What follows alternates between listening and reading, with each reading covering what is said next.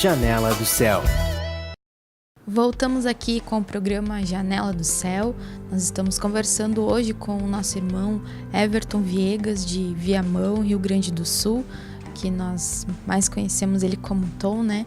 E estava relatando essa experiência com Deus, né? Aquele primeiro contato tão simples assim que Deus chega na nossa vida, Deus nos frustra, né? Em algum ponto que nós temos, e aí a gente abre uma janela assim, vou buscar Jesus, né? Alguma coisa Deus pode fazer na minha vida. E o que Deus fez, né, no teu coração depois de aceitar, né, de estar ali envolvido, de ser batizado?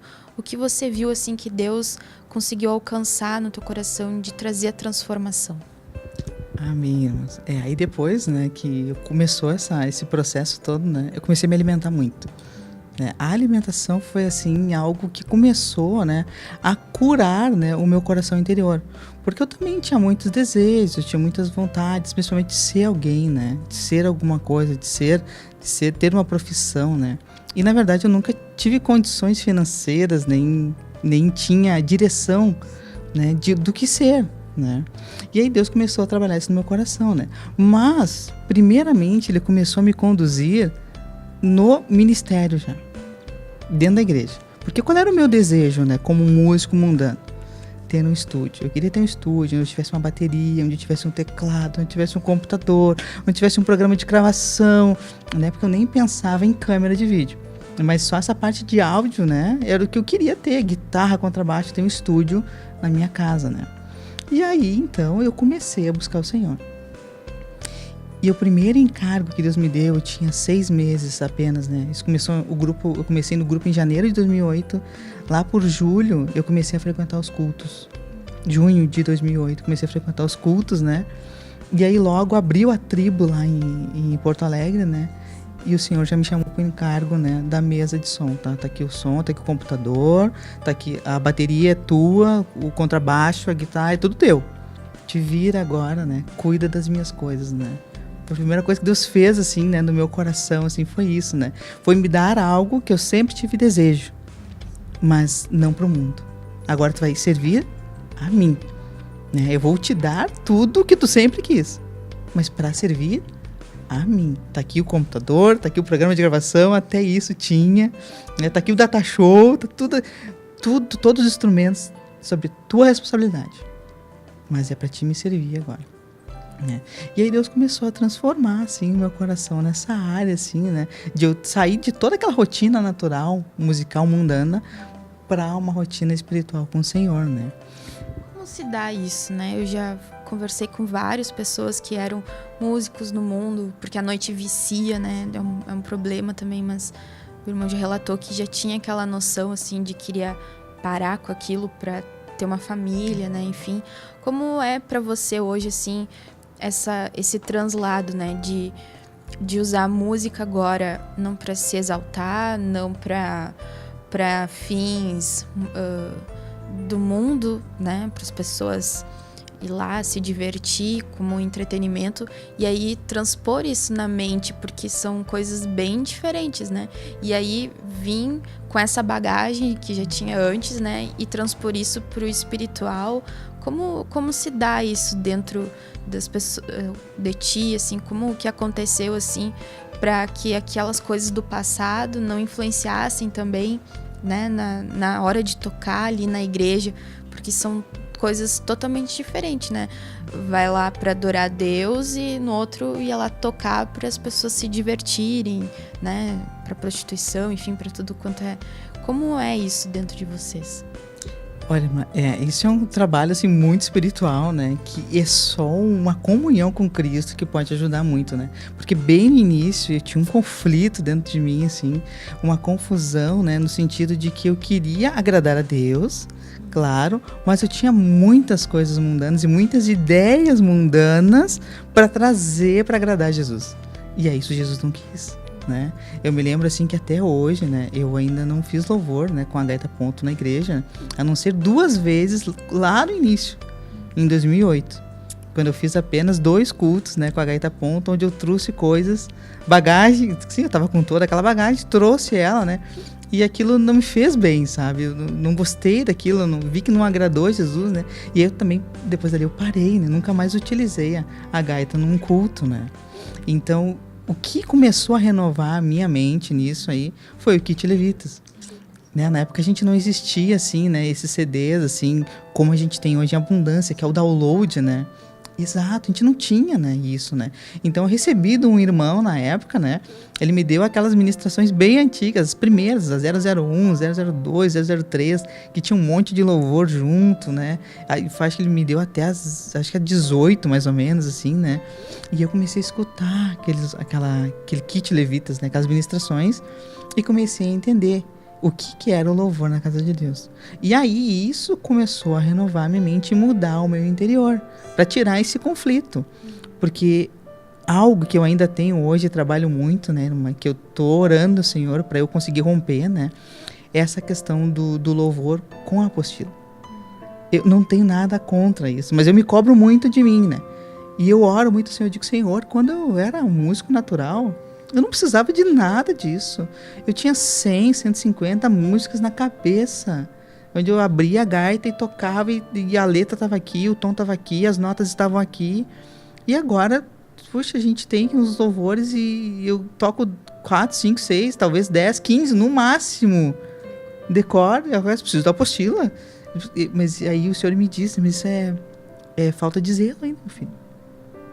Falta zelo pela minha obra nessa área para ti, que tu tinha no mundo e tu tem capacidade para isso, porque eu te dei essa capacidade, mas tu precisa agora transpor para mim, né? Então é a questão do ensaio, né? Da perseverança, né? Porque eu me lembro, né? Porque eu usava o dom para o mundo natural, a gente ensaiava direto, era muito ensaio, era muita perseverança para fazer o melhor para as trevas e para se exaltar.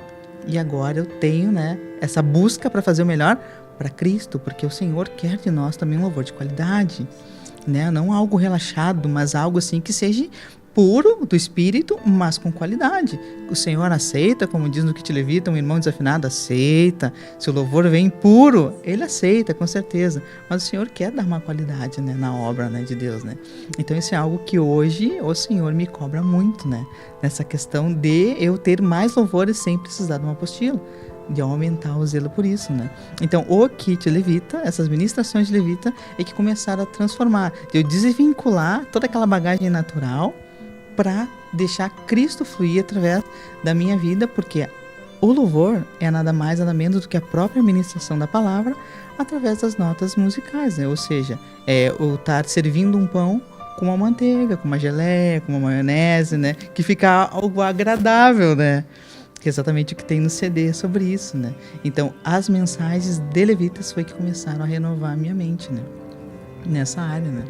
Você pode encontrar essas mensagens na loja da editora Vento Sul e você pode adquirir comprando, né, pelo download, que é uma facilidade hoje incrível e que acelera muito o trabalho, né? E esse acesso a todas as mensagens, a todo o material, que tem muita coisa, então é praticamente impossível, né?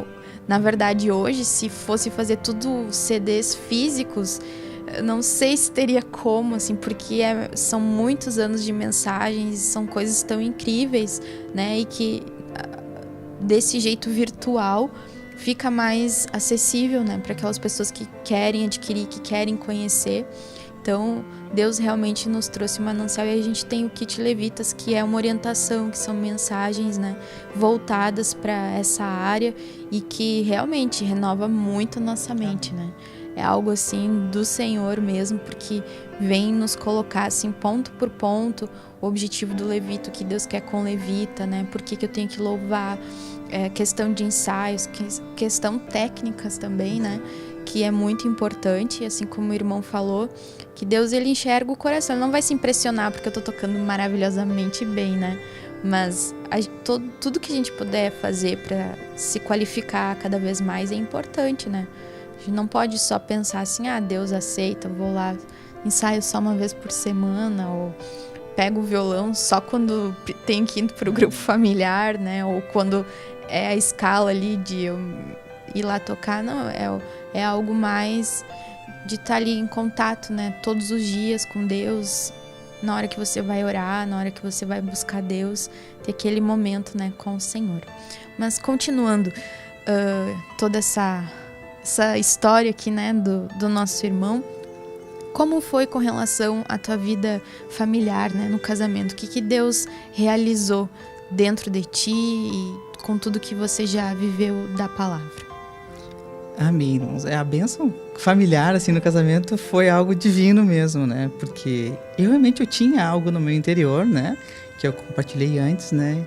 De ter uma família, de ter um desejo, né?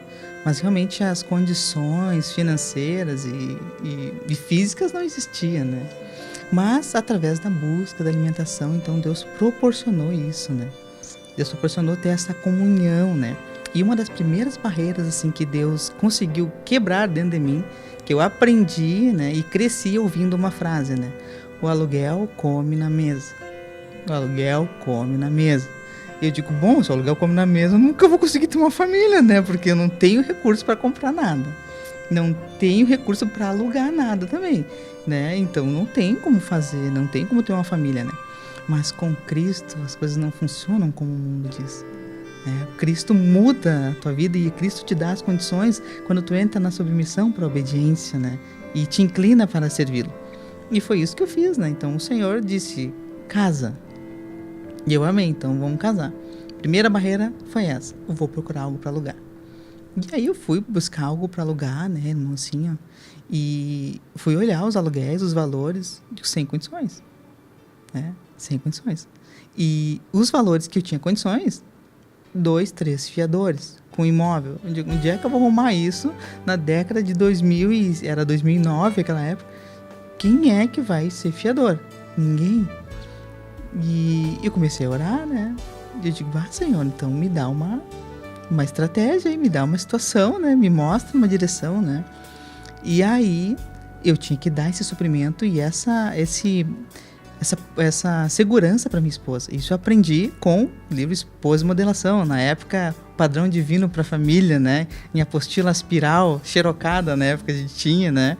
E depois a gente adquiriu, né? Uma apostila PDF já impressa, né?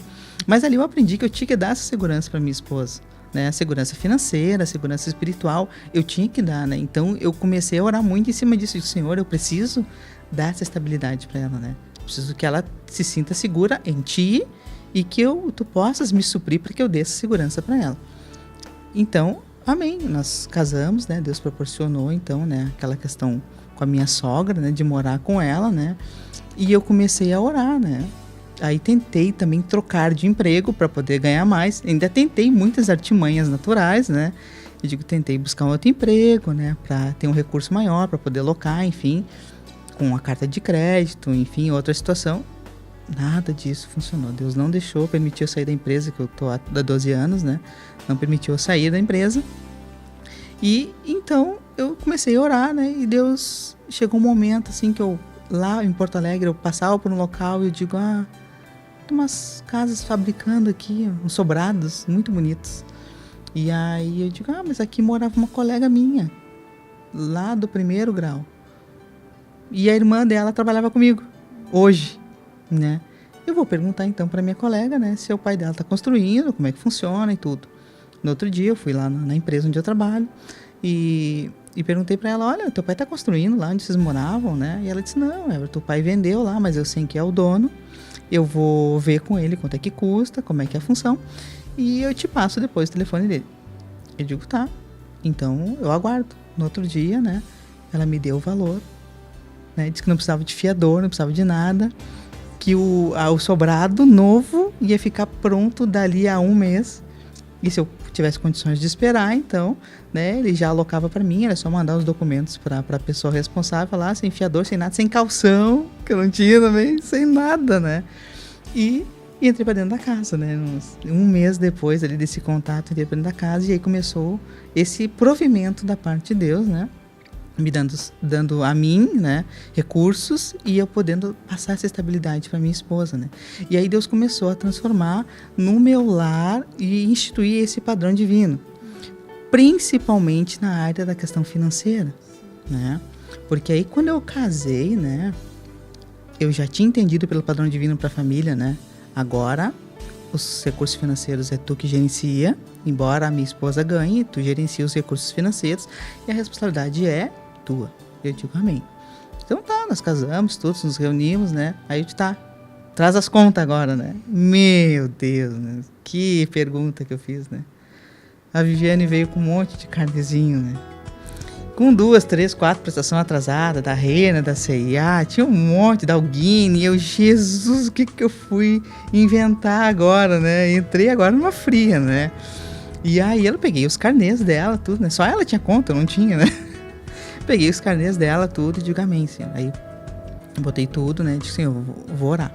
Aí comecei a orar e digo, Senhor, me ajuda agora, né? A eu poder, então, organizar isso.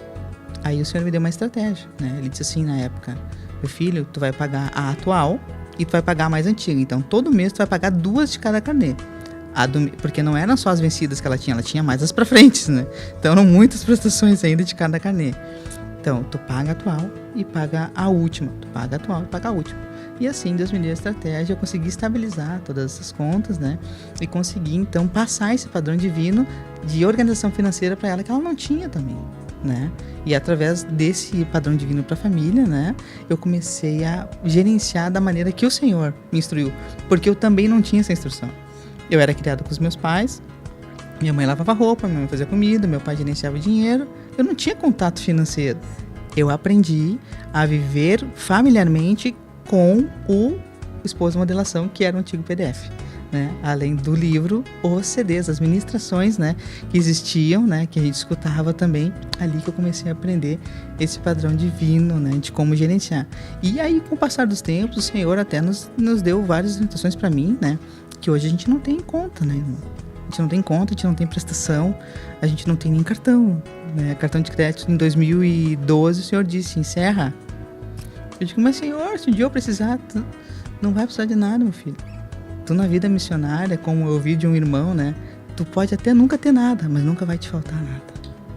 Né? E aí eu aprendi isso, né? Eu digo, entendi. Eu posso não ter nada, mas não vai me faltar. É o legítimo, como o título daquele louvor, né? Um nada que tudo tem, isso. Né? Porque Deus não nos deixa faltar nada, mas também a gente também não tem nada. Mas é uma liberdade, né? Para poder servi-lo. E Deus vai colocando em ordem tantas coisas, né? São tantas coisas que Deus vai mexendo, que Deus vai arrumando, que Deus vai mudando, né? Renovando a nossa mente, tantas coisas assim. E eu vi que vocês foram arrumando tudo, através do material, né? Através da palavra, não foi uma orientação externa, né? Não foi alguém que disse assim, agora tu faz isso, agora tu faz aquilo. E é interessante isso porque na palavra, né, Paulo, enfim, Pedro, eles mandavam as cartas, né? E hoje os CDs, as mensagens, tudo que a gente tem são essas cartas, né?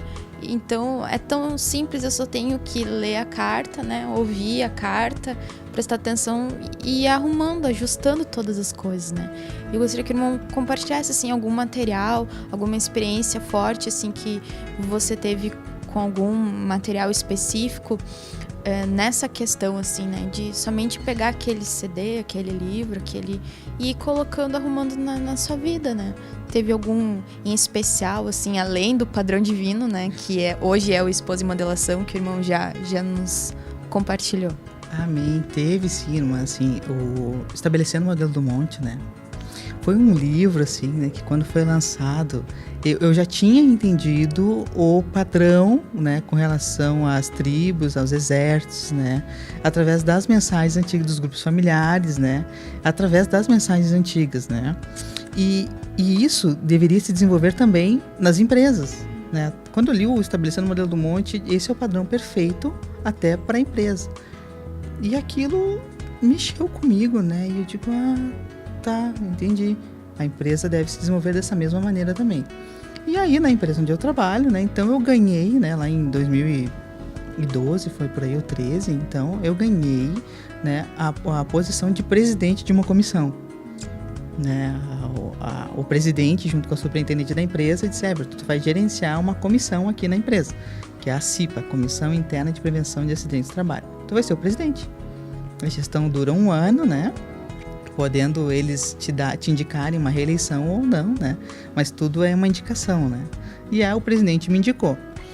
E aí, então, eu assumi essa comissão, né? Com 16 pessoas, né? A contar comigo, né?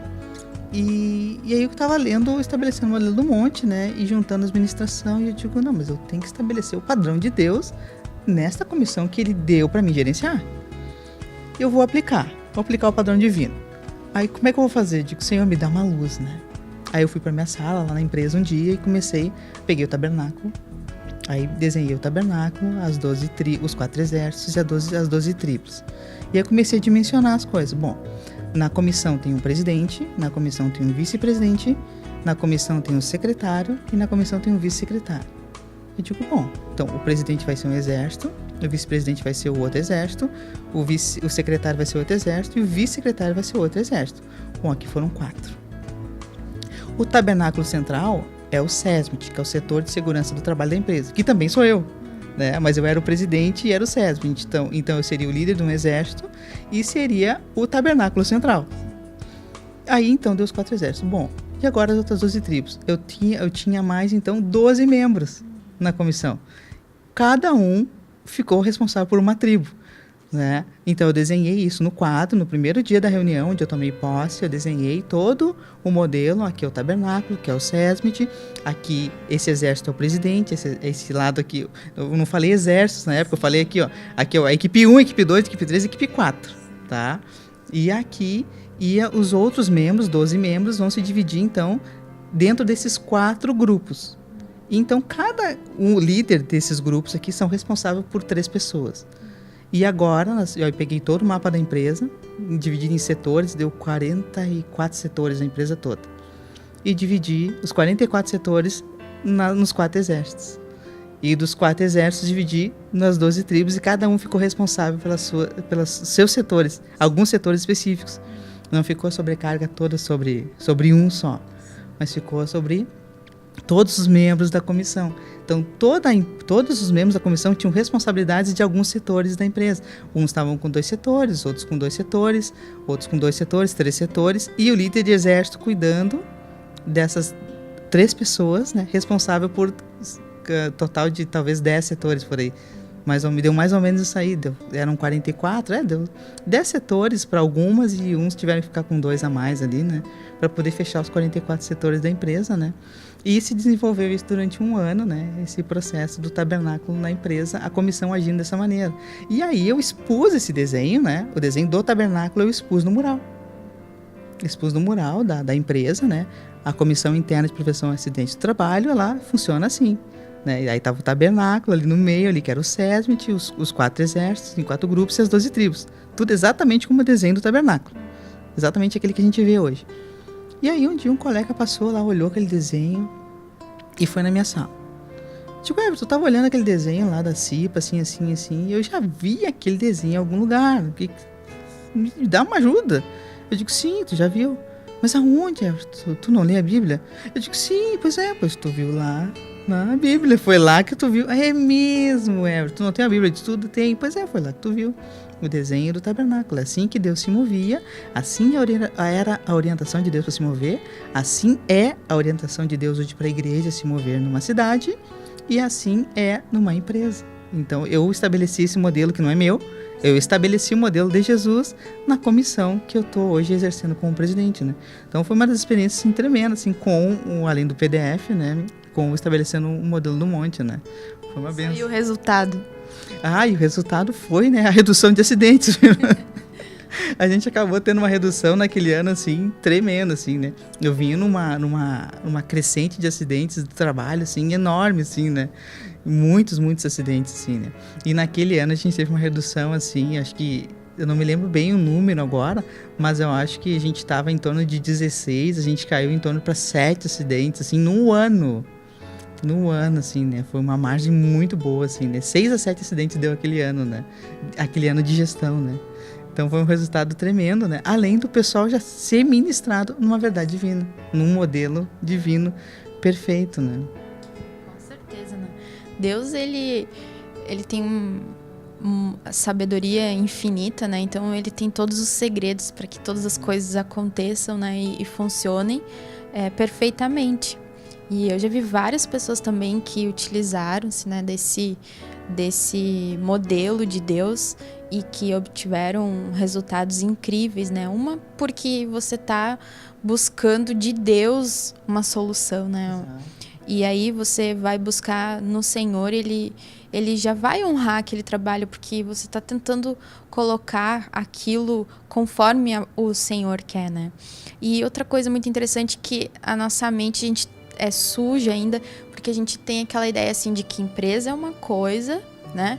A igreja é outra, a casa, bom, até dá pra, mas que Deus não tem nada a ver assim com empreendimento, com gestão de cidades, né? A gente não faz essa ligação, mas Deus, ele tem toda a sabedoria de como fazer a gestão de todas as coisas, né?